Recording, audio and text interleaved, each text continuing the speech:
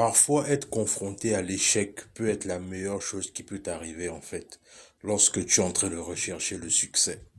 Pourquoi est-ce que c'est important de connaître l'échec à tes débuts en fait? Parce que la plupart du temps, ce que ça fait en fait, c'est que l'échec en fait forge ton caractère.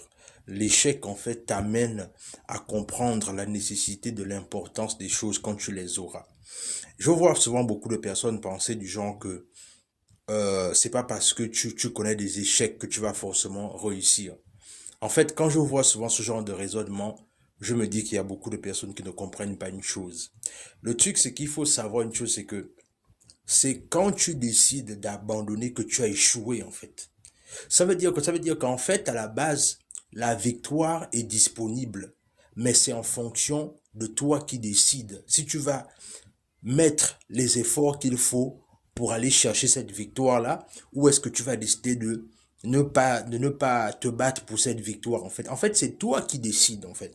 Mais il faut savoir une chose, c'est que la victoire est là, en fait. Mais la victoire ne peut pas venir à toi aussi facilement, parce que si elle vient à toi aussi facilement, ça ne va pas t'enseigner le caractère.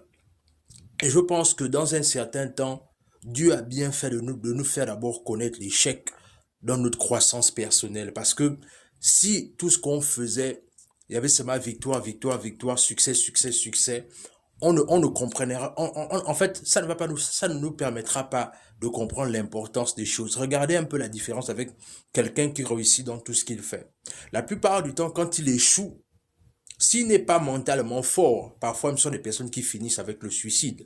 Ou parfois ce sont des personnes qui ne veulent plus jamais rien essayer dans la vie. Ils sont déprimés, voilà, ils sont tout ce qu'ils veulent en fait. Parce que ce qui se passe souvent, c'est que ils ont souvent été confrontés à la réussite, à la réussite, à la réussite. Et le jour là où l'échec a frappé à leur porte, ils n'ont pas pu faire face en fait. Et c'est la raison pour laquelle c'est important pour toi de connaître l'échec.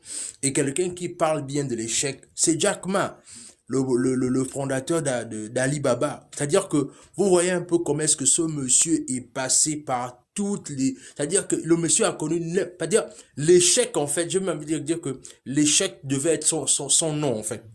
C'est-à-dire qu'il est passé par autant de rejets, mais c'est quelqu'un qui n'a jamais abandonné. Mais toi, quand une situation arrive, et que les choses ne se passent pas comme prévu, tu es la première personne à abandonner. Mais le truc, c'est que si tu abandonnes comme ça et que tu vois que quelqu'un comme ça n'a jamais abandonné, qui perd en fait? C'est toi qui perds. Donc le truc, c'est que comprendre la nécessité pour toi de ne jamais abandonner et abonne-toi, follow me et on se dit à la prochaine.